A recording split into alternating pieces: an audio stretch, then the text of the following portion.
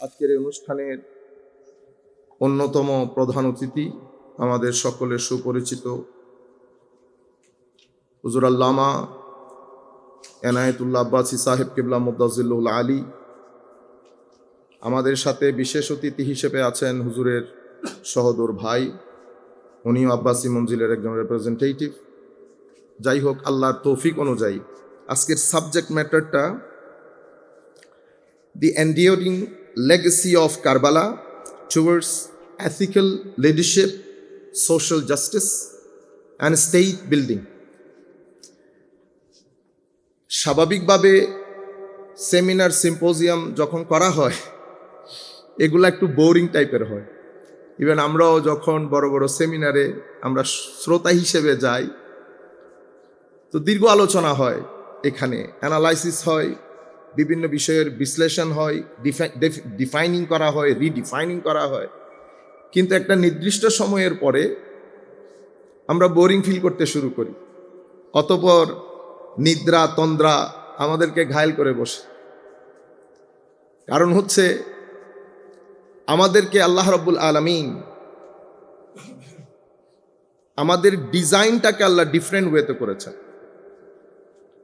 আমরা শুধু কর্পোরিয়াল না, আমরা কর্পোরিয়াল অ্যাজ ওয়েল অ্যাজ নন কর্পোরিয়াল। মানে আমি যদি প্লেন ল্যাঙ্গুয়েজে বলি, we are physical as well as spiritual. অথবা আমাদেরকে আল্লাহ একটা মাইন্ড অ্যান্ড সোল দিয়েছেন। আমরা ফিজিক্যালি আমরা হয়তো কনসেন্ট্রেট করতে পারবো 3 মিনিটস, 4 মিনিটস, 5 মিনিটস, মোর দেন 10 মিনিটস। একটা পর্যায়ে এখানে ডিসকানেকশন এসে যায়, মানে উই বিকাম ডিসকানেক্টেড। তো যখন ডিসকানেক্টেড হয়, 5 ফ্যাকাল্টি অফ সেন্সেসের পক্ষ থেকে একটা প্রটেস্ট আসে। সেই প্রটেস্টের ফলাফল অনুযায়ী আমাদের চোখে ঘুম আসে। নন কর্পোরিয়াল সাইড যেটাকে পৃথিবী এখন ডিসরিগার্ড করে। আমি বক্তব্যগুলো এখান থেকে শুরু করতেছি যাতে আমরা চেষ্টা করব আমাদের মূল বিষয় সেটা যেন টাচ থাকে। আমার নবী সাল্লাল্লাহু আলাইহি ওয়াসাল্লাম, বর্তমান পৃথিবী যদি আমরা ধরি, মানে আমাদের অটোমান এম্পায়ারের পর থেকে আজকের এই সমাজ পর্যন্ত পৃথিবী উন্নত হতে হতে হতে উন্নতির চরম শিখরে পৌঁছেছে। আমরা সবাই খুব প্রাউডলি বলি, এবং স্পেশালি আমরা যারা কলেজ ইউনিভার্সিটিতে পড়ি, আমরা Europe, America, of course science, technology এবং যোগাযোগের ক্ষেত্রে যেই অ্যামেজিং একটা ডেভেলপমেন্ট এসেছে সেটা সত্যি প্রশংসনীয়। মানুষের জ্ঞান, মানুষের আকল, মানুষকে আল্লাহ যে অ্যাবিলিটি টু থিঙ্ক এবং যে উইজডম অ্যাবিলিটি বা থিঙ্কিংয়ের যে ক্যাপাবিলিটি আল্লাহ দান করেছেন, এটা যে কত উপরের পর্যায়ে পৌঁছেছে তার মানে চিন্তার বাইরে। কিন্তু অ্যাট দ্য সেম টাইম এই গত 200-300 শতাব্দী পর্যন্ত আমরা আমাদের নন কর্পোরিয়াল সাইডটাকে খুব বেশি ডিসরিগার্ড করেছি, ইগনোর করেছি, অতঃপর অ্যাভয়েড করা শুরু করেছি। আমি আবার বলি, প্রথমে ডিসরিগার্ড করেছি, অতঃপর ইগনোর করেছি, আন্ডারস্টিমেট করেছি, এখন পরিপূর্ণরূপে অ্যাভয়েড করছি। এর ফলাফলস্বরূপ যেটা আমরা ফেস করছি সেটা কিন্তু পৃথিবী জানছে না। সেটা কিন্তু এখন আমরা বাংলাদেশেও ফেস করছি। সেটা কি? যেমন আমেরিকান সোসাইটিতে যান, ইংলিশ সোসাইটিতে যান, আল্লাহ পাকের মেহেরবানিতে বয়স কম হলেও মোটামুটি আমার দেখা হয়ে গেছে। আর ব্রিটিশ পুলিশের সাথে আমি চ্যাপলেন হিসেবে কাজ করেছি। দেখুন, এখন ইউরোপ আমেরিকার মধ্যে এই যে আপনি নন কর্পোরিয়াল সাইডটাকে যখন ডিসরিগার্ড করেছেন, আপনি বুঝতে পারছেন যে আপনি মিস্টেক করে ফেলেছেন। তখন ওনারা এখন কি করেন? পুলিশের সাথে চ্যাপলেন রাখেন, আর্মির সাথে চ্যাপলেন রাখেন, ইউনিভার্সিটিতে চ্যাপলেন রাখেন, হসপিটালে চ্যাপলেন রাখেন, পুলিশের সাথে চ্যাপলেন রাখেন। কাজ কি? কাজ হচ্ছে, চ্যাপলেনকে যদি আমি এক কথায় বিশ্লেষণ করি, দে আর স্পিরিচুয়াল হিলার। তারা আপনার আধ্যাত্মিকভাবে আপনাকে মোটিভেট করে, ইন্সপায়ার করে। তো আধ্যাত্মিকতার মূল জায়গা হচ্ছে ধর্ম বা দিন। তো আপনি দিনটাকে অ্যাভয়েড করতে পারছেন না। কেন? কারণ দিনটা বাইরে থেকে আসা কোনো বিষয় না, এটা আপনার ফিতরতের অংশ। কোরআনে পাকের মধ্যে একটা আয়াত আছে, ফিতরতুল্লাহ আল্লাতী ফাতারান নাস আলাইহা। এটা আমার প্রাইমোডিয়াল নেচার। প্রাইমোডিয়াল নেচার মানে, একটা এক্সাম্পল দিলে আপনারা হয়তো বুঝতে পারবেন। যেমন আমি আরেকজনের বোনকে বিয়ে করতে চাই, কিন্তু আমি নিজের বোনকে বিয়ে করতে চাই না। এটার আমি যদি জিজ্ঞেস করি এটার কোনো সায়েন্টিফিক বেসিস আছে? কোনো দলিল আদিল্লা নাই। ইভেন আপনি আকলকেও যদি বলেন, আকলও আপনাকে কোনো উত্তর করতে পারবে না। আপনার রেশনাল এবিলিটি আপনাকে স্যাটিসফ্যাক্টরি কোনো আনসার করতে পারবে না। এটার একমাত্র কারণ এটা ইনবিল্ড রিয়ালিটি, আপনার ফিতরতের অংশ। ফিতরত মানে আপনার প্রাইমোডিয়াল নেচারের অংশ। আপনাকে যদি জিজ্ঞেস করে আপনি বলবেন আমি ভিতর থেকে আসলে গ্রহণ করতে পারছি না জিনিসটা। এই যে ভিতর থেকে গ্রহণ করতে না পারা, এটা আপনার প্রাইমোডিয়াল নেচার। তো সেম ওয়ে দিন, আল্লাহকে আপনি আপনার অস্তিত্ব থেকে বের করতে পারবেন না। কেন? কারণ you are indebted to him. আমার সন্তানদেরকে এটা শিখাইতে হবে, you are indebted to almighty আল্লাহ। এই জন্য দিনকে দিন বলা হয়। দিনের অনেক অর্থের মধ্যে একটা অর্থ হচ্ছে ঋণ। I am linguistically speaking. তাহলে দাইনের এটা সেন্স, কোন সেন্স মেক করে? দ্য মেইন আইডিয়া ইজ আপনাকে আল্লাহ অনেক ধরনের নিয়ামত দান করেছেন। আপনার চোখ, আপনার 5 ফ্যাকাল্টি অফ সেন্সেস, আপনার ভিতর, আপনার এনভায়রনমেন্ট, ভেজিটেশন, ফ্রুটস, আপনার নলেজ, আপনার মা, আপনার বাবা, মার আদর, বাবার আদর, এগুলা কিন্তু পৃথিবী কোনো জায়গা থেকে মার্কেটিং করেন নাই, শপিং করে আপনি কিনেন নাই। এগুলা সৃষ্টির সার্ভাইভালের জন্য জরুরি, আল্লাহ দান করেছেন। সেই কারণে each and every individual, whoever me, my father, my forefathers, everybody is indebted to Almighty Allah. If you don't want to say Allah, say your creator, because somebody created you. So who created you? You indebted to him because of the blessings that is blessed by him upon you, upon me, upon every individuals. তাহলে যেহেতু আমাকে বানিয়েছেন আমি ঋণী, তো ঋণ পরিশোধ কিভাবে করব? Repay back, I have to pay back. ওই রিপে যেটা করবেন, যেই দিবসে করবেন, সেই দিবসকে আমরা ইয়াউমুল হিসাব বলি, ডে অফ অ্যাকাউন্টেবিলিটি। আমাকে আমার নিয়ামতের প্রত্যুত্তর করতে হবে, পরিপূর্ণ উত্তর দিতে হবে। যাই হোক, তো এখন ওই দিনকে, ওই আল্লাহ আপনার অস্তিত্বের অংশ, এটাকে আপনি ইচ্ছে করে ডিসরিগার্ড করতে পারবেন না। ধরলেন পৃথিবী ডিসরিগার্ড করা শুরু করেছে। ডিসরিগার্ড করলে কি হয়? ডিসরিগার্ড করলে ধরেন ইউনিভার্সিটিতে শিক্ষা হবে, পড়ালেখা হবে, রিসার্চ হবে, কিন্তু এই শিক্ষা দিয়ে জাতির পরিবর্তন হবে না। শিক্ষা 2 প্রকার। আমি according to the light off ইমাম গাজালিস ইনস্ট্রাকশন আমি এটাকে আরো ব্রিফলি বলছি। এক শিক্ষা হচ্ছে এটা যায় ইনফরমেশন আকারে। ফর এক্সাম্পল, আমি একটা রিসার্চ করব, রিসার্চের জন্য অনেক বইপত্র নিয়েছি। বইপত্র নিয়ে আমি আমার থিসিস অনুযায়ী, আমার মেথোডোলজি অনুযায়ী, যে মেথোডোলজি শিক্ষক আমাকে বলেছেন, আমি ওই মেথোডোলজির আলোকে রিসার্চটা করছি। অনেক ইনফরমেশন গ্যাদার করেছি। গ্যাদার করার পরে কিন্তু আমার ব্যক্তি জীবনে কোনো পরিবর্তন আসে নাই। পরিবর্তন না আসলে হয় কি? বিল্ডিংগুলো অনেক সুন্দর হয়, গাড়ি বাড়ি হয়, রিসার্চ হয়, কিন্তু আমাদের ইনসাইড হাউস যে আরেকটা এনভায়রনমেন্ট আছে, সেটা নষ্ট হয়ে যায়। আপনারা এখন স্বীকার করেন আর না করেন, পৃথিবীর এখন আমাদের যে সোসাইটি, আমরা হয়ে গেছি ইনডোর নেশন। বর্তমান সোসাইটি, আগে ছিলাম আমরা আউটডোর নেশন। ফুটবল খেলতাম, সূর্যের আলো, ন্যাচারাল যে ভিটামিনসগুলো আছে আমরা প্রচুর পরিমাণে নিতাম। তো আউটডোর নেশন হওয়ার কারণে আমরা ভিতরে বাহিরে শক্তিশালী ছিলাম। এখন আমরা হয়ে গেছি ইনডোর নেশন।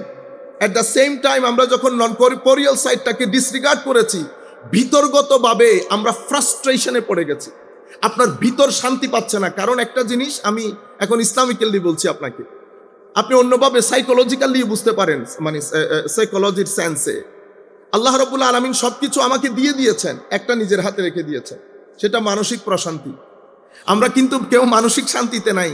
আমাদের সাইফুল ইসলাম বারী সাহেব ওদিকে ইঙ্গিত করছিলেন যে আমরা একটা জায়গাকে ডিসরিগার্ড করছি, যেটাকে ডিসরিগার্ড করলে আপনার যে বৈষয়িক বিষয়, সেগুলো আপনাকে ওভাবে সহযোগিতা করবে না। মানসিক শান্তি অসম্ভব বড় প্রয়োজনীয় জিনিস, যেটাকে ডিসরিগার্ড করার কারণে, ধরেন আমেরিকান সোসাইটির মধ্যে সবকিছু আছে, দারুণ দারুণ ঘর, কিন্তু inside house frustration, depression, mental anxiety, family broken, আজীব সোসাইটি। কিন্তু আনফর্চুনেটলি আমাদের এখানে টক শোতে কেউ কথাগুলো বলে না। সবাই শুধু সুন্দর সুন্দর গাড়ি দেখায়, সুন্দর সুন্দর বাড়ি দেখায়, গাড়ি বাড়ি। আমি আরেকটা কথা দ্ব্যর্থহীন কণ্ঠে বলছি, পৃথিবী মনে করে, এই কথা আমি সৌদি আরবের মধ্যে আমাদের একজন বড় পর্যায়ের লোক, ওনাকেও বলেছি, আপনি আমাদেরকে মিসকিন বলছেন, ফকির বলছেন, আপনি অনেক বড় নিঃসন্দেহে, কিন্তু আপনি ঢাকা ইউনিভার্সিটি আপনার কাছে নাই, বুয়েট আপনার কাছে নাই, যেই কোনো মুহূর্তে যদি আমরা একজন হুসাইনি আদর্শ লালনকারী লিডারশিপ পেয়ে যাই, হুসাইনি আদর্শ লালনকারী লিডারশিপ পেয়ে যায়, আমরা 20 বছর সময় লাগবে অক্সফোর্ডের সাথে দাঁড়াইতে। হয়তো আপনাদের কাছে জিনিসগুলা অস্বাভাবিক মনে হতে পারে। আল্লাহ পাক অক্সফোর্ডও দেখিয়েছেন, ক্যামব্রিজও দেখিয়েছেন, হার্ভার্ডও দেখিয়েছেন, আপনাদেরকেও দেখিয়েছেন। আল্লাহ এই ভূখণ্ডের মধ্যে যে মেধা মনন আল্লাহ দান করেছেন এবং কষ্ট করার, স্ট্রাগল করার যে মনস্তাত্ত্বিক একটা স্ট্রেংথ আল্লাহ আমাদেরকে দান করেছেন, সেটা পৃথিবীর খুব কম সংখ্যক মানুষকে দান করেছে। কিন্তু আনফরচুনেটলি আমাদের এখানে ড্রেনাইজেশন অফ ব্রেইন হচ্ছে। মানে আমাদের এই ইউনিভার্সিটির পরিস্থিতিকে এমন এক পর্যায়ে নিয়ে যাওয়া হচ্ছে, মনে হয় যেন এটা শিক্ষা প্রতিষ্ঠান থেকে একটা রাজনৈতিক প্রতিষ্ঠানে পরিণত হয়েছে। তো এটার মাধ্যমে ইন্টারন্যাশনাল ওয়ার্ল্ড কি চায়? ইন্টারন্যাশনাল ওয়ার্ল্ডের কিন্তু একটা পলিসি আছে আপনাদেরকে নিয়ে। আপনিও আপনাকে সেভাবে চেনেন না যেভাবে তারা আপনাকে চেনে। সেই কারণে তারা মিডল ইস্টার্ন স্টাডি করে, কোটি কোটি টাকা খরচ করে, ডলার খরচ করে, মিলিয়ন ডলার খরচ করে আপনাদেরকে নিয়ে বই লিখে। আপনি চিন্তা চেতনা আজকের না, আগামী 100 বছর পরে আপনি কি চিন্তা করবেন সেটাও রিসার্চ হয়ে গেছে। সুতরাং আপনি ওই জালে আবদ্ধ। তারা জানেন, চিনেন, মানেন। সেই কারণে তারা তাদের ইউনিভার্সিটিগুলোতে ভালো ভালো ডিগ্রি দিয়ে আপনাদের মধ্যে যে দারুণ দারুণ স্টুডেন্ট, দারুণ দারুণ ব্রেইন, তাদেরকে ওখানে নিয়ে যায় এবং তারা আর আসে না। জাতি গুড ব্রেইনগুলো থেকে বঞ্চিত হয়। কারণ যেমন একটা প্রফেসর, একজন প্রফেসরকে যেই পরিমাণ বেতন দেওয়া দরকার সেই পরিমাণ বেতন আমরা দেই না। আপনি ক্রিকেট প্লেয়ারকে বেতন দেন। I have no problem with the cricket players, don't get me wrong, don't misunderstand me. I am saying that this is your decision, which is the main pillar, which is the main pillar of the society or state building or social justice. I'm not saying that don't evaluate cricket. Of course you do it, whatever you want to do. At Western country, they investing all their money in the footballer. The footballer getting, you know how much money they pay. Even Harvard professor, হার্ভার্ডের প্রফেসরকে অত টাকা দেওয়া হয় না যত টাকা আপনাদের football প্লেয়ারকে দেওয়া হয়। তো আপনি ইনডাইরেক্টলি কাকে প্রমোট করছেন? আমাদের সোসাইটিতে একই ঘটনা ঘটেছে। আমরা প্রফেসরকে অত টাকা দিচ্ছি না যত টাকা ক্রিকেট প্লেয়ারকে দিচ্ছি। তো আমাদের সন্তানকে যদি জিজ্ঞেস করা হয় কি হবেন, সন্তানরা বলে ক্রিকেট প্লেয়ার হবে। কারণ সোসাইটিকে আপনি ম্যাটেরিয়াল জায়গার মধ্যে নিয়ে যাচ্ছেন। যাই হোক, আমি অন্য জায়গায় চলে যাচ্ছি। বলতে যেটা চেয়েছিলাম, দ্য এন্ড অফ 16th সেঞ্চুরির পর থেকে আল্লাহকে এবং দ্বীনকে, এটা আপনার সত্তার অংশ। এটাকে আপনি ডিসরিগার্ড করলে মানসিকভাবে অশান্ত হবেন। পৃথিবী এখন ডিপ্রেশনের রোগে রোগাক্রান্ত। পৃথিবী হেডের মধ্যে ব্যথা হলে হেডেক বলি, দাঁতে ব্যথা হলে টুথেক বলি, আর অন্তরে ব্যথা হলে এটাকে সোলেক বলি। এখন দাঁতের ব্যথারও চিকিৎসা আছে, মাথার ব্যথারও চিকিৎসা আছে, সোলের ব্যথার কোনো চিকিৎসা নাই। একমাত্র চিকিৎসা আল্লাহ, রসুল সাল্লাল্লাহু আলাইহি ওয়াসাল্লাম আর বর্তমান যুগের উলামায়ে রব্বানি। আসেন, আমার নবী সাল্লাল্লাহু আলাইহি ওয়াসাল্লাম এই লেগেসিটা, the enduring legacy of Karbala, লেগেসিটা বুঝতে হলে আমি 5 মিনিট আপনাকে হিস্টোরিওগ্রাফির দিকে নিয়ে যাই। তার আগে একটা মূল কথা বলি, যে কোনো সংগঠন, যে কোনো মুভমেন্ট, এটা যখন অস্তিত্বে আসে সোশ্যাল সায়েন্সের দৃষ্টিতে এটা 3টা স্টেজ অতিক্রম করে। একটা স্টেজকে বলে এক্সিস্টেন্সিয়াল স্টেজ, একটাকে বলে কনভেনশনাল স্টেজ, একটাকে বলে অপারেশনাল স্টেজ। আমার নবী সাল্লাল্লাহু আলাইহি ওয়াসাল্লাম প্রথম যেদিন ডাক দিলেন যে আমি নবী, তোমাদের একজন স্রষ্টা আছে, তোমরা যার তার ইবাদত করতে পারো না, যেখানে সেখানে যেতে পারবা না, যেটা সেটা খেতে পারবা না, যেটা সেটা দেখতে পারবা না। এখানে কিছু ডুস ডোন্টস আছে, তুমি নিজেকে চেনো। কারণ আপনি যতক্ষণ নিজেকে না চিনবেন এবং আল্লাহর ডিভাইন প্ল্যান অনুযায়ী নিজেকে না সাজাবেন, তাইলে আপনি এথিক্যাল লিডারশিপ কখনো তৈরি হবে না। এথিক্যাল লিডারশিপ আসমান থেকে আসে না, এথিক্যাল লিডারশিপ আমার থেকে উঠে। আর এথিক্যাল লিডারশিপ যদি আপনি গড়ে তুলতে পারেন, এখানে যে সোশ্যাল জাস্টিসের বিষয়গুলো বলা হচ্ছে এগুলো অনেক পরের কথা। আপনি সোশ্যাল জাস্টিস, আপনি হিউম্যান রাইটস, আপনি কোনো কিছুই করতে পারবেন না যতক্ষণ পর্যন্ত ইন্ডিভিজুয়ালের উপর আপনি কাজ না করবেন। এবং ইন্ডিভিজুয়ালের উপর কাজ করতে গেলে আপনার শুরুর দিন থেকে আপনাকে ওই আন্দাজে ডেভেলপ করতে হবে যেটা রাসূলুল্লাহ সাল্লাল্লাহু আলাইহি ওয়াসাল্লাম করেছেন। আমার নবী সাল্লাল্লাহু আলাইহি ওয়াসাল্লাম শিক্ষক হিসেবে এসেছেন। আসার পরে মক্কা শরীফের মধ্যে আমার নবী এক্সিস্টেন্সিয়াল পিরিয়ড ক্রস করছেন। পুরা 13 ইয়ার্স অফ মক্কা আমার নবীর এই মুভমেন্ট এটা এক্সিস্টেন্সিয়াল মুডের মধ্যে ছিল। এক্সিস্টেন্সিয়াল মুডের মধ্যে আমার নবী 3টা জায়গায় চমৎকার কাজ করেছেন, যার কারণে আপনি সিভিলাইজেশনের হিস্ট্রি পড়েন, পৃথিবীর ইতিহাসে এত অল্প সময়ে অনলি উইদিন 23 ইয়ার্স পৃথিবীকে এরকম একটা গ্রিন রেভলিউশন দিয়েছেন। গ্রিনটা আমি অ্যাড করেছি, রেভলিউশন দিয়েছেন। গ্রিন রেভলিউশন এই কারণে বলছি, এখানে আমাদেরকে নিয়ে অনেক প্রপাগান্ডা হয়েছে। আমি ছেলেদেরকে বলবো, স্পেশাল ইউনিভার্সিটি স্টুডেন্টকে, আপনারা প্রপাগান্ডা নিয়ে গবেষণা করেন, একটু পড়েন। প্রপাগান্ডা মানে যেটা আমরা এখন নেগেটিভলি ইউজ করি, প্রপাগান্ডা কিন্তু এখন একটা আর্ট হয়ে গেছে। বড় বড় এজেন্সি হায়ার করা হয় প্রপাগান্ডা করার জন্য। মানে আমি রইস স্যারকে ধরেন ইউনিভার্সিটি থেকে, এখান থেকে আমি অব্যাহতি দিতে চাচ্ছি, তো পৃথিবী কি করে? সাথে সাথে করে না, পৃথিবী আগে রইস স্যারের বিরুদ্ধে একটা প্রপাগান্ডা দাঁড় করায়। প্রপাগান্ডা মানে একেবারে অসত্য অথবা 20% সত্য, এমনভাবে উপস্থাপন করে মানুষের ব্রেইন ওয়াশ করে মানুষের একটা মাইন্ডসেট তৈরি করে। ফুল মাইন্ডসেট যখন তৈরি হয়, আস্তে করে জুলুম হয় একটা, যেভাবে ইরাকের সাথে হয়েছে, যেভাবে অন্যান্য দেশের সাথে হয়েছে, ইরানের সাথেও যেটা হতে চাচ্ছিল, যে মানুষকে একটা পুরো পৃথিবীর মানুষকে মোটিভেট করা, অসত্যকে সত্য বলে প্রতিষ্ঠিত করা। আপনারাও ফেসবুকের মধ্যে লাইক দিয়ে দেন, ফেসবুকের মধ্যে কমেন্ট করে ফেলেন। আপনারাও কোন সময় যে পার্ট অফ প্রপাগান্ডা হয়ে যাচ্ছেন বুঝতে পারেন না। শরিয়া নিয়ে ওয়েস্টার্ন ওয়ার্ল্ড, আপনারা অন্যদিকে নিয়ে যায় না, জাস্ট আমি সেকুলারিজমকে বলি। সেকুলারিজমকে অথবা প্রসেস অফ সেকুলারাইজেশনকে পৃথিবীতে এস্টাবলিশ করার জন্য ওয়েস্টার্ন কান্ট্রি সবচেয়ে বেশি টাকা খরচ করেছে কিসে জানেন? শরিয়া শব্দের প্রপাগান্ডা ছড়ানোর জন্য। কেন? কারণ তারা বলটা নিয়েছে আমাদের কোর্ট থেকে। এখন এখানে 2টা বিজনেসম্যান, আপনার এই বছরে টার্ন ওভার হয়ে গেছে ধরেন 50,000 কোটি টাকা, এখন আমাদের সাইফুল ইসলাম বাড়ি করেছে 48,000 কোটি টাকা। তো তার সাথে আমার কম্পিটিশন চলছে, মানেন আর না মানেন, সে কিন্তু মনস্তাত্ত্বিকভাবে সবসময় চেষ্টা করে আমাকে কিভাবে ডাউন করা যায়। তো অটোম্যান এম্পায়ার থেকে সিভিলাইজেশনের বল ওয়েস্টার্ন কান্ট্রিতে গেছে, তারা ইনিয়ে বিনিয়ে সবসময় চেষ্টা করে আমাদেরকে কি করার জন্য? ডাউন করার জন্য।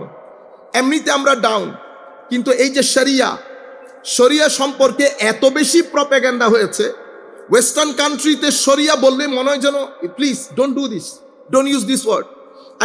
আমি একটা সেমিনারে ছিলাম, তো আমি শরিয়া শব্দটা ইউজ করার সাথে স্থানীয় এমপি বলছেন, উনি দেখি একটু ডিসকমফোর্ট ফিল করছেন, এম্বারেসমেন্ট সিচুয়েশন হয়ে যাচ্ছে। তখন আমি বললাম যে আপনি যদি আমাকে 5টা মিনিট সময় দেন, এখানে প্রপাগান্ডা হয়েছে অনেক বেশি। আপনি জানেন শরিয়া বলে কাকে? শরিয়া, দ্য হায়ার অফ শরিয়া, যদি আমি লিঙ্গুইস্টিকলি বলি, শরিয়া মানে হচ্ছে যেটা আপনাকে পরিচ্ছন্ন পানির দিকে, যেই রাস্তা আপনাকে গাইড করে, সেটার নাম শরিয়া।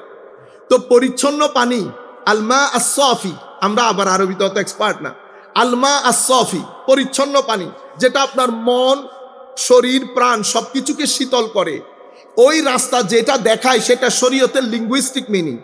আচ্ছা, এখন ওইটার সাথে এটার রেলেভেন্স কি? রেলেভেন্স হচ্ছে শরিয়া আপনাকে এমন রাস্তা, এমন নিয়ম নীতিতে অভ্যস্ত করতে চায় যেটা আপনার শরীর, মন, মানসিকতা সবকিছুকে সুশীতল একটা আবহাওয়ার মাধ্যমে আবদ্ধ করে।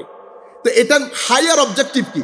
এটার হায়ার অবজেক্টিভ হচ্ছে জালবুল মানাফে ও দারউল মাফাসিদ, মানে আপনাকে ইহকালীন সমস্ত বেনিফিট দেওয়া, যেটার মাধ্যমে পরকালীন মুক্তি নিশ্চিত হয়, এবং আপনাকে সমস্ত প্রকার অমঙ্গল থেকে দূরে রাখা। এটার কারণে শরিয়া ফার্দার হায়ার অবজেক্টিভ অফ শরিয়া যখন ডিফাইন করছে, শরিয়া বলছে হায়ার অবজেক্টিভ অফ শরিয়া হচ্ছে হিফজুদ্দিন, আপনার ধর্ম বিশ্বাসকে রক্ষণাবেক্ষণ করা, হেফাজত করা। সেই কারণে আমার নবী কখনো, আমার নবীর এই 23 বছরের তাবলীগে দ্বীনের মধ্যে কাউকে কোনোদিন জোর করে ধর্ম গ্রহণ করার নাই। এবং লা ইকরাহা ফিদ্দিন একটা প্রিন্সিপাল হয়ে গেছে, এখানে ধর্মের মধ্যে কোনো জোর জবরদস্তি নাই। এরপরে হিফজুল আকল, আপনাকে যে আল্লাহ অসাধারণ বিবেক বুদ্ধি দিয়েছেন সেটাকে রক্ষণাবেক্ষণ করা।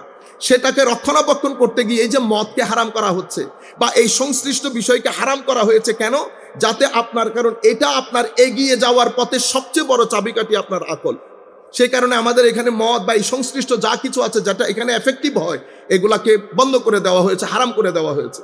যেমন আপনার হেফজুন নাসল, আপনার বংশকে অপবিত্রতা থেকে রক্ষা করা, সেই কারণে একটা দারুণ বিয়ে প্রথা দিয়েছে। এরপর আপনার হিফজুল মাল, আপনার সম্পদ রক্ষা করা। এই জন্য আমাদেরকে বলা হয়েছে লা তাকুলু আমওয়ালাকুম বাইনাকুম বিল বাতিল, তোমাদের মধ্যে তোমরা অন্যায়ভাবে কারো সম্পদ গ্রাস করিও না।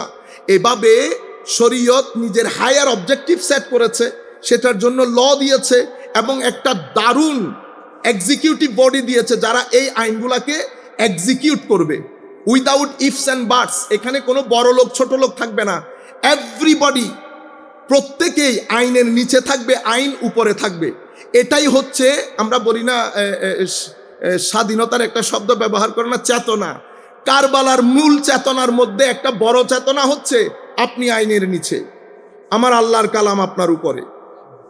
এটা হচ্ছে কারবালার অনেক বড় চেতনা, অনেক অনেক চেতনার মধ্যে একটা মৌলিক চেতনা, যেটা বর্তমান সোসাইটির জন্য, সেটা আমেরিকাতে হোক, আফ্রিকাতে হোক, আর আমাদের এশিয়ান সোসাইটিতে হোক, এটা অনেক relevant. Who you are doesn't matter, you are Trump president of America doesn't matter. যদি কোর্ট মনে করে you have to come to the court, you must have to present in the court, because আমরা সবাই এই রাষ্ট্রের জনগণ। আমাদের উপরে আল্লাহ, আমাদের উপরে রসুল্লাহ, আমাদের উপরে আল্লাহর আইন, সভারেনিটি অনলি আল্লাহ। এটাই ইসলাম বলে। আচ্ছা, আমি মূল কথাতে চলে যাই, সময় যেহেতু খুব সংক্ষিপ্ত। এক্সিস্টেন্সিয়াল পিরিয়ড, তাইলে পুরো লেগেসিটা বোঝা যাবে। পুরো এক্সিস্টেন্সিয়াল পিরিয়ড আমার নবী মুভমেন্টটাকে সাজিয়েছেন কি করে? আমার নবী রেসিটেশন অফ কুরআন, মানে ডিভাইন টেক্সট, এরপরে purification which is really important, এবং এডুকেশন। তাহলে এই তিনটা জিনিসের উপর আমার নবীর পুরা মুভমেন্ট আমার নবী বেস করেছেন। Recitation, purification, education. পিউরিফিকেশন কেন প্রয়োজন? পিউরিফিকেশন মানুষকে মানুষ করার জন্য। এত কষ্ট করে আসলাম। মানুষের মধ্যে দুটি বৈশিষ্ট্য, যেটা সূরা ৩-এর মধ্যে আল্লাহ উল্লেখ করেছেন, ওয়াত-তিন ওয়াজ-জাইতুন ওয়া তুরে সিনিন ওয়া হাযাল বালাদিল আমিন লাকাদ খালাকনাল ইনসানা ফি আহসানি তাকওয়িম সুম্মা রাদাদনাহু আসফালা সাফিলিন। আপনি যদি legacy of Karbala, ethical leadership, যাই আপনি এখানে লিখেছেন, সবকিছু যদি আপনি লাকাদ খালাকনাল ইনসানা ফি আহসানি তাকওয়িম কেন্দ্রিক করেন, তো এটার ডেমনস্ট্রেটিভ রুল হচ্ছে ইমাম হুসাইন। তাইলে মানবের সামনে দুটি লাডার বলতে আমরা বাংলাতে কি বলি, মই। দুটি মই, একটা মই দিয়ে হয়, এটা আপনার চয়েস। আপনার ভিতরে দুইটার শক্তি আল্লাহ দান করেছেন, চয়েস ইজ ইয়ার্স। আপনি হয় উপরের দিকে উঠবেন, তো উপরের দিকে উঠতে হলে আপনার 5 ফ্যাকাল্টি অফ সেন্সেসের ইউজকে, যেটা আপনি সেন্স অফ পারসেপশন বলেন, এটার ইউজকে আপনি পজিটিভ করতে হবে। আর ওই নিচে দেওয়া, যেটা সুম্মা রাদাদনাহু আসফালা সাফিলিনে নিয়ে যায়। তাইলে উপরের মই হুসাইনি, নিচের মই ইয়েজিদি। এখন আপনি কোন লেগেসি ধারণ করবেন ইজ আপ টু ইউ। আমাদের দিকে দেখেন, আমরা কি নিচের দিকে যাচ্ছি না উপরের দিকে যাচ্ছি? আমরা বলি হুসাইনি চেতনার কথা, কিন্তু আপনার নিচের দিকে যাচ্ছি। তাইলে বুঝতে হবে আমরা শুধুমাত্র হুসাইনের কথা মুখে বলি, ধারণ করি ইয়েজিদিও, সেই কারণে আমরা নিচের দিকে যাচ্ছি। নতুবা আমরা দুধে মিশাইতে পারতাম, বাচ্চাদের দুধে মিক্স করতে পারতাম। আমাদের একটা রেস্টুরেন্টের খাওয়া আপনি খেতে পারবেন, আমি বড়গুলা কথা বলছি না, একটা রেস্টুরেন্টের খাওয়া আপনি খেতে পারবেন। পৃথিবীর কোনো সিভিলাইজেশনকে যদি আপনি বুঝতে চান, তো আমি তো লেখাপড়া নাই আমার, আমরা কি করে বুঝবো? আমরা বুঝবো ওই রাস্তায় দাঁড়িয়ে। আপনি গাড়ি চলাচল দেখলে রাস্তায় বুঝতে পারবেন এদের সিভিলাইজেশনের প্যারামিটারে মিটার কোন দিকে আছে।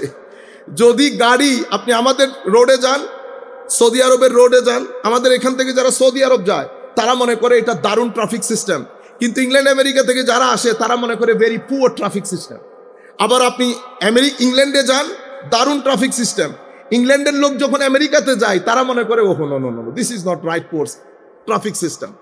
আপনি এই কারণে আমেরিকান লোক জাতিগতভাবে অনেক রুড, সেটা তাদের গাড়িতে, সেটা তাদের গাড়ির পরিচালনায়, সব কিছুতে উদ্ভাসিত হয়। আবার আমাদের ইংল্যান্ডের লোক জাতিগতভাবে ভদ্র, সিভিলাইজড, এটা আপনি গাড়ি চালালেই বুঝতে পারবেন। তো আমি আপনাদেরকে যেদিকে বুঝাইতে চাচ্ছি যে দুইটি লাডার, একটি উপরের দিকে নিয়ে যায়, একটি নিচের দিকে নিয়ে যায়, একটা হুসাইনি লাডার, একটা ইয়েজিদি লাডার। আর কারবালার চেতনা, এথিক্যাল লিডারশিপ, এটার মূল বিষয় হচ্ছে আপনার ব্যক্তিকেন্দ্রিক। আপনি যখন নিজের ভিতরকে পিউরিফাই করবেন, পিউরিফাই করলে কিছু ক্যারেক্টার আপনার ভিতরে ডেভেলপ করে। সবচেয়ে দারুণ জিনিস যেটা যেটা মানুষকে অনন্য এক স্থানে সমাসীন করে, যেটা আমার নবী সাল্লাল্লাহু আলাইহি ওয়াসাল্লামকে ইমামুল মুরসালিন নবী, একেবারে পৃথিবীর আল্লাহর সৃষ্টির মধ্যে এক অন্যতম জায়গায় স্থান দিয়েছে, সেটা আমার নবীর অতি ভদ্রতা। অতি ভদ্রতা, ভদ্রতা, নম্রতা, সহনশীলতা। এটা তাসাউফ তরিকত যারা আমরা প্র্যাকটিস করি বা আমরা যেই রাস্তার কথা বলি, সেই রাস্তারও one of the main pillar ভদ্রতা। এবং এই ভদ্রতা যখন থাকবে আপনার ভিতরে, ভদ্রতা আরো কিছু জিনিসকে অ্যাড করে নেয়, জেনারসিটি। ভদ্রতা আরেকটা জিনিসকে অ্যাড করে নেয়, সহনশীলতা। তো যখন লিডার ভদ্র হবে, জেনারস হবে, সহনশীল হবে, আপনার এখানে যে এথিক্যাল লিডারশিপ এবং সোশ্যাল জাস্টিস বলছি, সেটা অটোমেটিক্যালি এস্টাবলিশ হয়ে যাবে। আপনি এর বাইরে যদি আপনি সিস্টেম্যাটিক্যালি ইউনিভার্সিটিতে যদি প্রেস কনফারেন্স করে সোশ্যাল জাস্টিস এস্টাবলিশ করতে চান, হবে না। আমার নবী বদরের যুদ্ধ করলেন, পুরা পৃথিবী তখন হিউম্যান রাবিশ হিসেবে পরিচিত। আপনারা জানেন বদরের যুদ্ধ হয়েছে, বদরের যুদ্ধে মুসলমানরা জিতে গেছে। আমার নবী সাল্লাল্লাহু আলাইহি ওয়াসাল্লাম যুদ্ধবন্দী যারা হয়েছে, ওয়ার প্রিজনার, তখন পৃথিবীর dominant international law for war prisoner was to slaughter them, was to kill them, just kill them. আমার নবী বলছে wait, this was the first amendment in the international law with regard to the war crime, with regard to the war prisoner. তা আমার নবী বলছেন দাঁড়াও, এদের মধ্যে যাদের টাকা, কারণ আমার নবীর কাছে তো আর অত টাকা নাই মুসলমানদের কাছে, নিজেরা খাইতে পারে না, আপনাকে রাখবে কোত্থেকে? তা আমার নবী চাচ্ছেন অল্টারনেটিভ একটা ওয়ে আউট বের হোক, আমি হত্যা করব না। অনেক কথা বলার পরে একটা দারুণ জিনিস বলেছেন আমার নবী, তোমাদের মধ্যে কেউ শিক্ষিত আছে? কেন?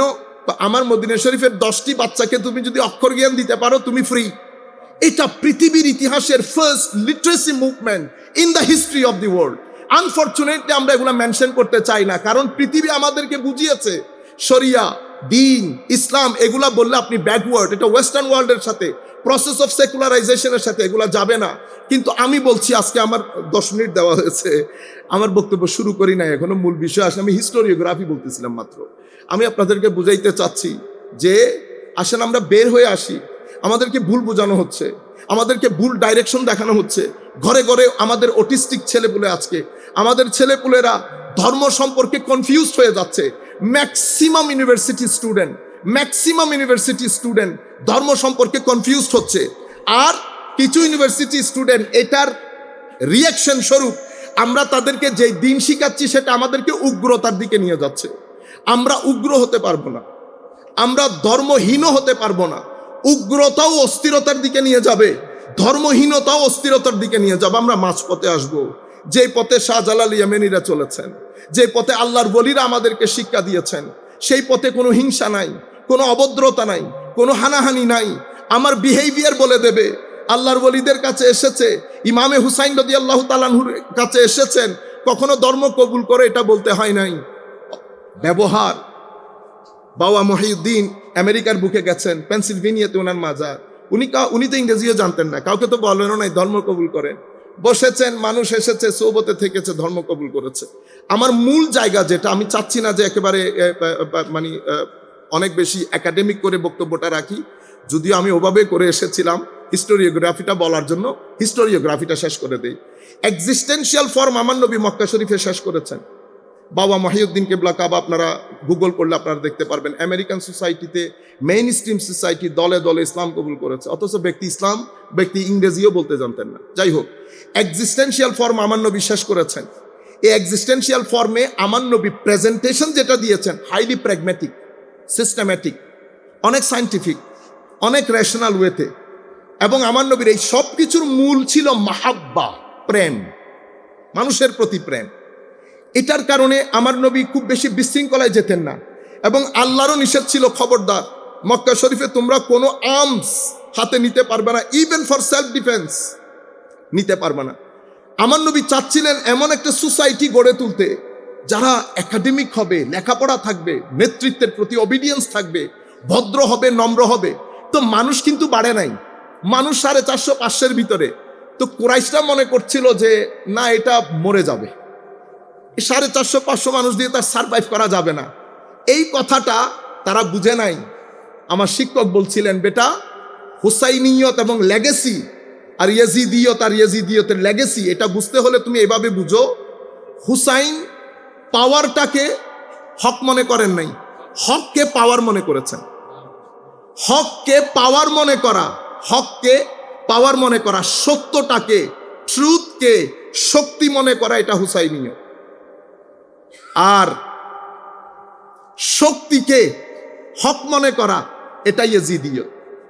আপনি যখন শক্তিকে হক মনে করবেন তো either you are theocratic or you are autocratic, অথবা ডিক্টেটর, বুঝতে পেরেছেন? অথবা আপনি মনে করতে পারেন ইউ আর হাইব্রিড রেজিম, কারণ গণতন্ত্র হয় ফুল ডেমোক্রেসি, হয় ডিফেক্টিভ ডেমোক্রেসি, অথবা হাইব্রিড রেজিম। আমরা আসলে তো ফুল ডেমোক্রেসি না, ডিফেক্টিভ ডেমোক্রেসি না, হাইব্রিড রেজিম। আমাদেরকে বলা হয় ডেমোক্রেটিক ডিক্টেটোরিয়াল রুল, আমাদেরটা ডেমোক্রেটিক ডিক্টেটোরিয়াল রুল। আমরা হাইব্রিড রেজিমের মধ্যেও যে দেশগুলো আছে সেই দেশগুলোর অনেক নিচে অবস্থান করি। আচ্ছা, আমার নবী সাল্লাল্লাহু আলাইহি ওয়াসাল্লাম এখান থেকে যাত্রা শুরু, দেখেছেন এখানে কোনো মার কাট নাই। জ্ঞান, ভদ্রতা, নম্রতা, সহনশীলতা, সভ্যতা শেখানো হচ্ছে, অধিকার শেখানো হচ্ছে। আমার নবী মদিনা শরীফ গেলেন। মদিনা শরীফ যাওয়ার পরে মদিনা শরীফে পা রাখার সাথে সাথে, মদিনা শরীফের নাম ছিল ইয়াসরিব। হুসাইনিয়ত দেখেন এটা লেগেসি কত দারুণ। ইয়াসরিব হয়ে গেছে মাদিনা। তো ইয়াসরিব মাদিনা হলো কেন? কারণ দিন প্রতিষ্ঠা হয়েছে। তো মাদিনা মানি এটা একটা সিটি স্টেট। সিটি স্টেট কখন হয়? যখন একটা দেশে ল গিভার থাকে এবং যারা সাধারণ জনগণ থাকে তারা অনেক শিক্ষিত, সুশীল, সভ্য থাকে। আইনের এনফোর্সমেন্টের কারণে, কারণ এটা ডিক্টেটোরিয়াল না, এটা যা মন চাই তা না। সেই কারণে দিন প্রতিষ্ঠা হওয়ার কারণে মদিনা হয়েছে। আমার নবী প্রথম সেখানে গিয়ে একটা সংবিধান রচনা করেন। সেই সংবিধানের মধ্যে স্পষ্ট ঘোষণা, এখানে who you are doesn't matter, which family you belong to doesn't matter. আইনের কাছে সকলেই সমান, সকলের অধিকার নিশ্চিত করতে হবে এবং মানুষের যে বেসিক নিডস এগুলা নিশ্চিত করতে হবে। সেটার উপরে আমার নবী মদিনার সনদ রচনা করেন, the first written constitution in the history of the constitution. এখান থেকে দিন কনভেনশনাল মুডে ঢুকে যায়। আমার নবীর দিন কনভেনশনাল মুডে ঢুকে যায়। এখনো মানুষকে আঘাত করা, কাউকে জোর জবরদস্তি করা সেরকম না। আমার নবী ব্রাদারহুড প্রতিষ্ঠা করলেন। অতঃপর আমার নবীর উপর আঘাত আসলো। আঘাত আসার পরে বদরের যুদ্ধে একটা দারুণ ঘটনা ঘটে যায়। কনভেনশনাল মুড থেকে স্ট্রেইট ওয়ে আমার নবীর দিন অপারেশনাল মুডে ঢুকে যায়। তখন ব্যক্তির সামগ্রিক জীবনকে আমার নবীর দিন ইনস্ট্রাকশন অপারেট করা শুরু করে। এই টোটাল প্রসেসটা ছিল অসম্ভব পিসফুল, অসম্ভব টলারেন্ট। এই টোটাল প্রসেসটা জ্ঞান নির্ভর ছিল। মানুষ দলে দলে ঢুকছে। সাধারণ মানুষের মধ্যে বলা হচ্ছে, শোনো শোনো, মুহাম্মদ সাল্লাল্লাহু আলাইহি ওয়াসাল্লাম নাকি এমন একটা সিস্টেমের কথা বলছে যেখানে বেলালও নাকি আমাদের পাশে চেয়ারে বসতে পারবে। হযরত বেলাল রাদিয়াল্লাহু তাআলা আনহু। আমার নবী সোসাইটি থেকে ক্লাস এবং পলিটিক্যাল এলিটিজমকে এভাবে পরিপূর্ণরূপে একেবারে বলো না আপরুটেড করা। They can not be any political elitism, there can not be any division in the society. আমার নবী ডেস্টিটিউট ক্লাসকে এত সামনের দিকে আনেন, প্রমোট করেন এবং মুয়াজ্জিন বানিয়ে হযরত বেলালকে ডেস্টিটিউট ক্লাসের সুবিধা বঞ্চিত যারা, তাদের যেই অধিকার থেকে বঞ্চিত হওয়া, এটাকে একেবারে কবর রচনা করে দেন। এবং এই ঘোষণাটা আমার নবী বিদায় হজ্জের ভাষণে দেন। আমার নবীর ক্লিয়ার কাট কথা, স্কিন বেস কোনো ইভ্যালুয়েশন হবে না। আপনার ভ্যালিউ নির্ধারণ হবে আপনার ভিতরের গড অ্যাওয়ারনেস অনুযায়ী, নট স্কিন আইডেন্টিটি।